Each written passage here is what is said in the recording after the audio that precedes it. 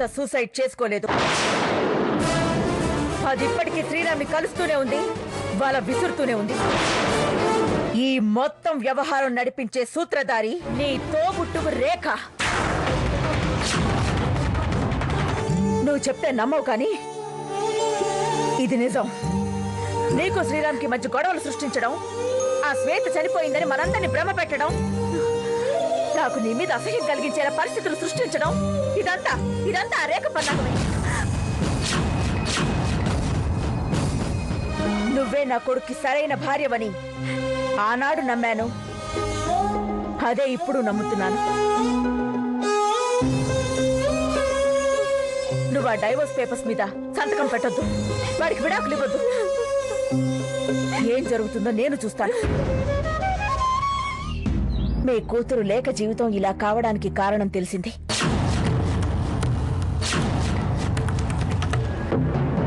ఆ కారణం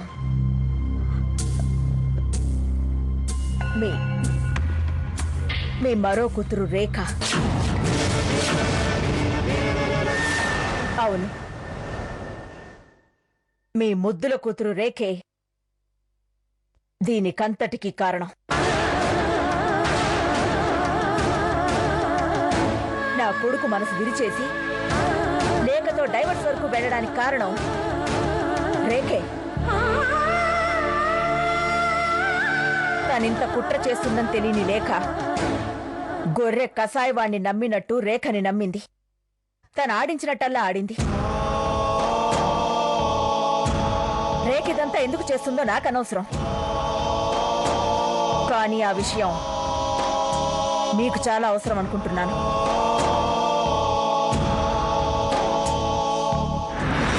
శ్వేత చెంప వాచిపోయింది, కళ్ళు బైర్లు కమ్మాయి.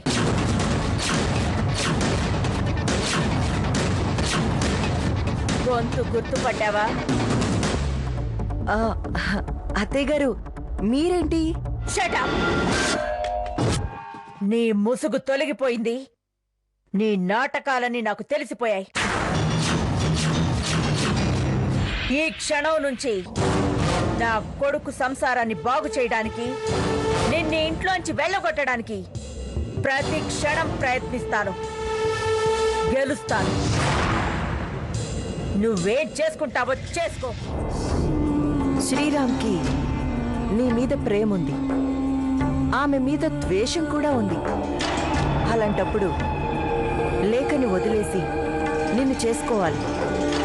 కానీ అలా ఎందుకు జరగడం లేదో నీకు తెలుసా? నీ మీద ప్రేమ ద్వేషంతో పాటు వాళ్ళమ్మ మీద గౌరవం కూడా ఉంది. ఆ గౌరవమే నీతో జరగాల్సిన పెళ్లిని లేఖతో జరిపించింది. ఇప్పుడు నువ్వు ఆ గౌరవాన్ని దెబ్బ కొట్టి శ్రీరామ్కి తన తల్లి మీద ద్వేషం వచ్చేలా చెయ్యి చాలు. నిన్ను జగదీశ్వరి కొట్టిన దెబ్బని నువ్వు ఆయుధంగా మార్చుకో. ఇప్పుడు నువ్వు ఏం చెప్పినా ఆ శ్రీరామ్ నమ్ముతాడు. జరిగింది జరిగినట్టుగా కాకుండా 4 కల్పించి చెప్పు. అర్థమైందా? గుడ్. చెప్పింది చెప్పినట్టు చేస్తే ఆ జగదీశ్వరి దేవికి కోలుకోలేని దెబ్బ తగులుతుంది. ప్రొసీడ్. రేఖ ఇలా ఎందుకు చేసింది? అమ్మా, నేను రేఖకి సొంత చెల్లెల్ని కాదా? నాకే కష్టం వచ్చినా రేఖకి చెప్పుకునేదాన్ని. అలాంటిది రేఖే నాకు కష్టాలు తెచ్చి పెడుతుంటే నేనెవరికి చెప్పుకోవాలమ్మా?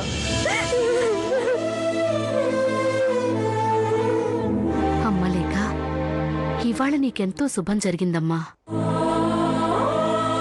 పొరలు పొరలుగా పేరుకున్న అబద్ధాలు మోసాలు తొలగిపోయి నిజమేంటో బయటపడింది. గుడికి వెళ్ళి దేవుడికి దండం పెట్టుకుని రా తల్లి. వెళ్ళమ్మా.